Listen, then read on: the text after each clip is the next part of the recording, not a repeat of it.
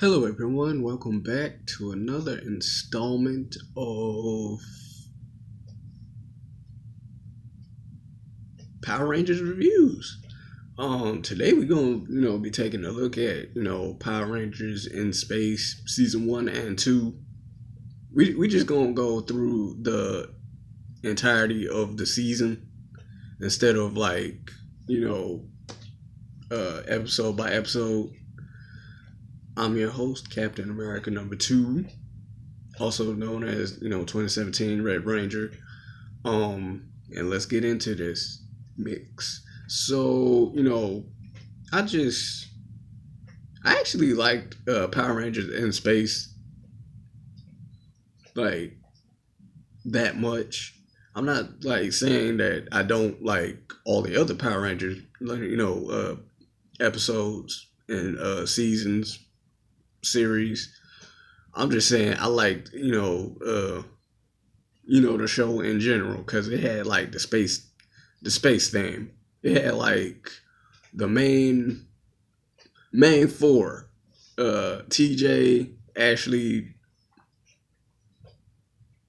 uh Cassie, and Carlos. They were successors of Tommy, Catherine, um Rocky, Adam, and Aisha, who were like Zeo Rangers, then turned Turbo Rangers. So I like how they passed the torch. They were like, you know what, we it's time to find somebody else.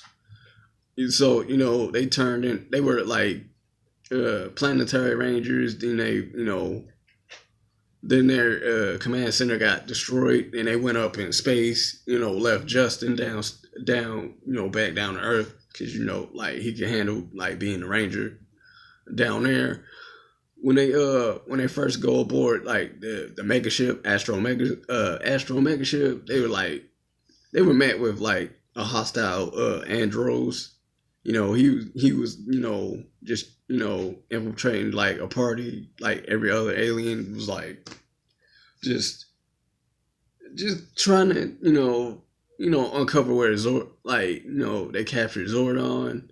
Dark Spectre was like, hey, you astronomer, you gonna need it. I need you to capture Zordon for me. You know what I'm saying? So they meet Andros in his ranger form, and also in in his regular space uniform. As of always, maybe y'all can answer me this question: why in every Power Ranger series, in every season, they have to have like this? Like, is it? It's either the Yellow Ranger goes with the Red Ranger, or the Pink Ranger goes with the Red Ranger. Like, and it seems to me like the Yellow and Space Ranger was like too excited for the Red Ranger's vitamin D, because every time she was trying to just hop on him. Like, come on, bro. Like, come on. This is no disrespect to the actress playing the Yellow Ranger. I'm just saying, like, it's such a cliche. And what's up with these like Power Ranger shows like making like the main person like the loner, the lone wolf, the quote unquote bad boy of the group? Like, come on. You did this in space. You did this in RPM with Dylan. Come on. Like, and what's up with like these shows like mimicking like, oh well, the main hero's sister or siblings got kidnapped, and like they're trying to uncover where she is, only to find out she's turned evil and all that stuff. Come on. It's played out, it's cliche. Like, like RPM. I'm pretty sure RPM like stole that from like in space, but that's neither here nor there.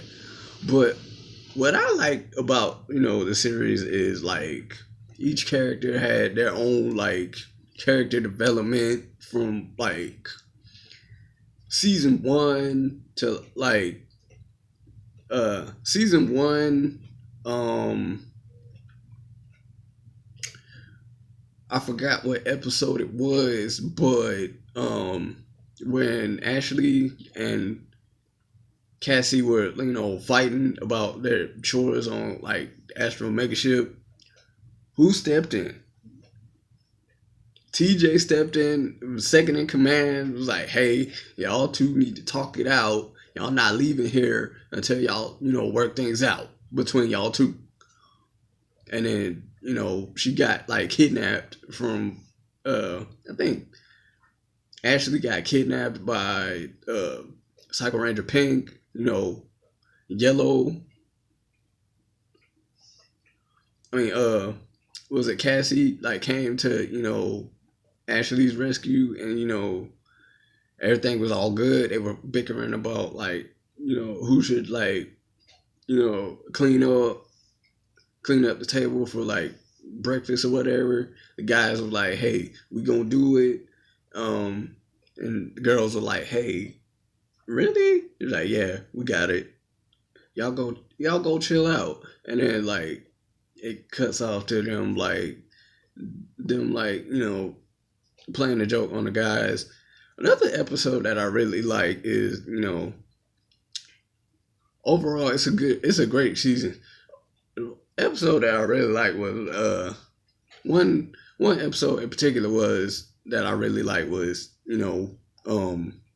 Always a Ranger, when Carlos hurt Cassie, and she was like, hey, it's fine, it's fine. Carlos was like, no, it's not. It's really not. Just Cassie even told him. She was like, hey, it comes with the job of being a ranger. Like, we take risks. And then like he goes down to earth. Like Carlos goes down to earth and was like, hey, it just he's feeling down in the dumps. He's like, he's feeling like down in the dumps. He's like, you know what? I don't really like. And then who comes along? Who comes along? The OG himself.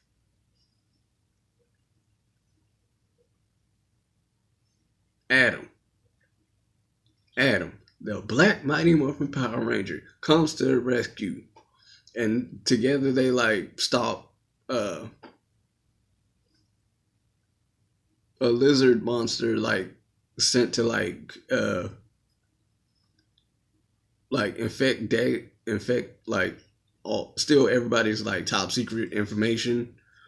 And so like he's breaking, so Carlos is breaking it down to Adam. He was like, hey, this what happened, I don't feel fit to be in the Ranger.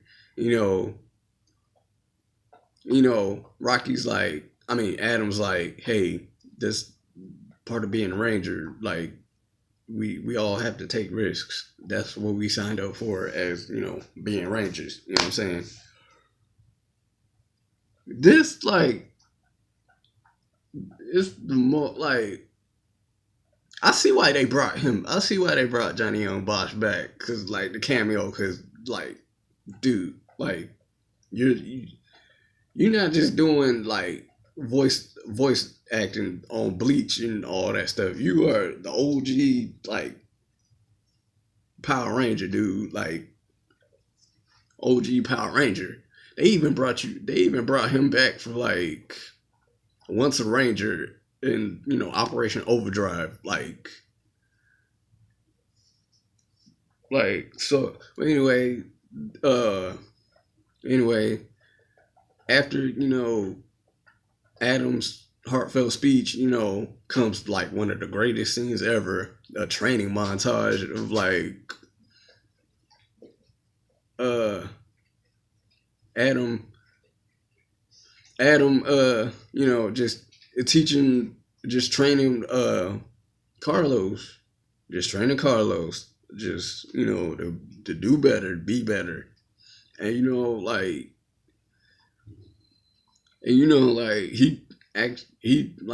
he gives up at one point in time. He was like, "Hey, just I don't think I can do this," and then runs off, and then like Adam sitting over there talking with Alpha. He was like, "Hey, we gotta everybody has to like make their own choices in life." Alpha's like, "Yeah, but still like I have no doubt that Carlos will uh won't come around. You know what I'm saying? Like once a ranger, always a ranger." He was like, "Yeah." He was like, and this way Adam wasn't really playing around. He was like, "Man, I wish I could still be a ranger," and pulls out his morpher, his original Mighty Morphin Power Rangers morpher, but it's like cracked and shattered and just he was, and then Alpha was like, "Don't even think about using that morpher." He was like, "Not a chance." And then Adam's like, "Not a chance. I'm not gonna use the morpher. Like it's cracked and damaged. Like for real. Like." Which is something I don't really understand, cause in like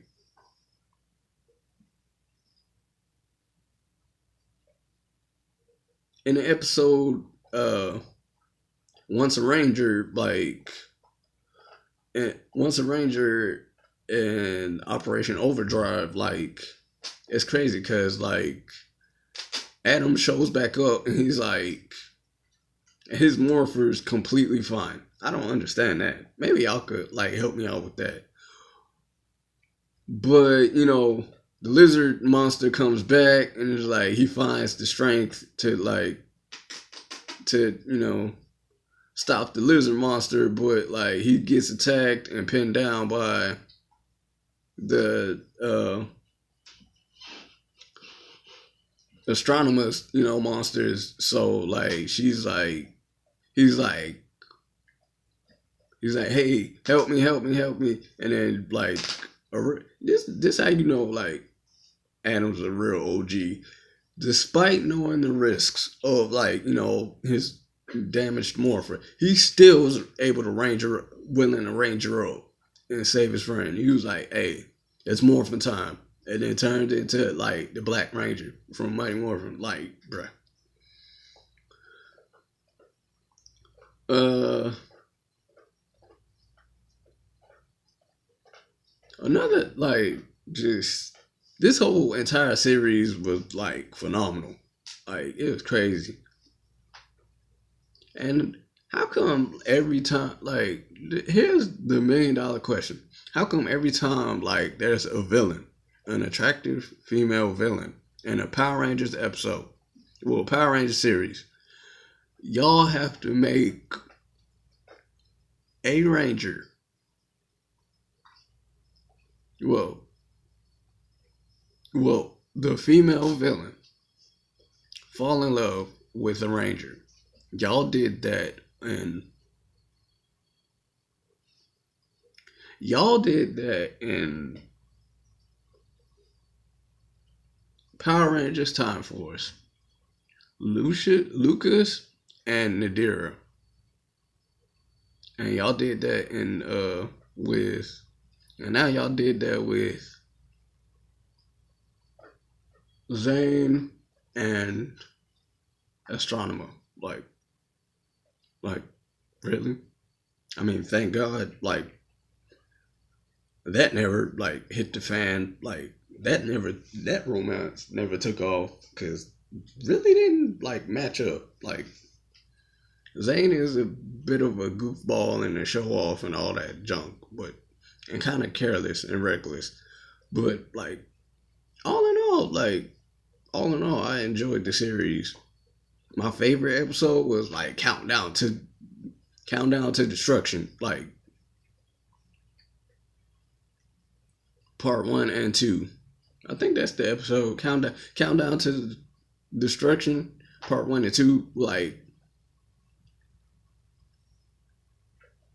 Actually, I think no. It was an episode before that, where astronomer was like, hey, I know where Zordon is, like where Andros like brings astronomer over to like Astro Mega Ship and shit, and everybody was like, "Hey, what's going on?"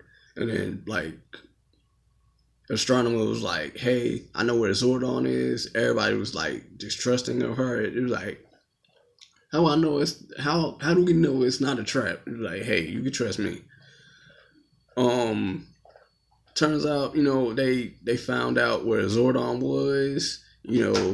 They got up out of there. They got up out of off the planet. You know what I'm saying? Uh, the Rangers apologized for like distrusting like astronomer. They made her honorary like Power Ranger, like a real Power Ranger. I don't know why they didn't like give her a morpher, because like that would have been help. That would have been useful. Like, but still, like they didn't give her a morpher. Like, even though it'd been cool, like seeing her as like a purple Power Ranger. Like, but all in all, like she like comes back as like the Pink Ranger from Lost Galaxy. So like I'm good with it. Countdown to Destruction was by far one of the like one of the greatest episodes ever. Part one and two. Um yeah, every like astronomers forces like destroyed Dark Spectre and like took over Earth, and it wasn't looking good for Earth. It really wasn't. Heck, it wasn't even looking good for the Avengers, like towards like Infinity War, because like I mean like the big baddie, he won. He won. Thanos won. He set out to do what he said he was gonna do, wipe out half of the universe, and he did that. Boop, turned everybody to dust. Like 50% of everybody, just turned everybody to dust. That's what it was looking like for the Power Rangers. Until my main man Andros was like, "Hey, I'm gonna go up there, and rescue Zordon, and fix everything." And he basically shattered Zordon's energy tube, housing like all of the goodness within the world, through his tube, and it just turned all the main villains into dust. Uh, got Rita and Zed like turning back into humans. Got Lord Divatox turning into human, turning back into a human. Got the Phantom Ranger and Centurion looking shell shocked, like, "Hey, what's going on?" Got the main villains it got the foot soldiers turning into sand, turning into dust, while everybody just cheering on and all that stuff. And might I say, like, this was actually memorable for not only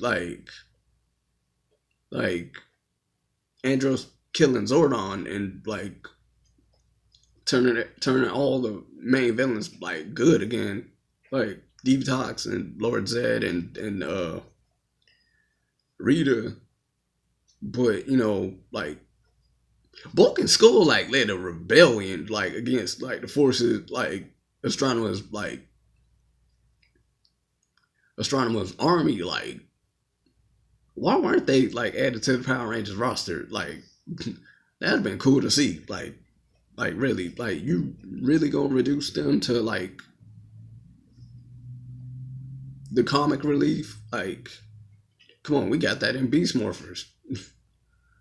But all in all, this was a good series. I got no complaints other than the ones that I just listed. But stay tuned, because I'm going to, be taking a look at I'm gonna be taking a look at Power Rangers, either Power Rangers Zeo or RPM. So stay tuned for that. I've been your host, Captain America number 2. aka 2017 Red Ranger. I will talk to y'all in the next video. Peace.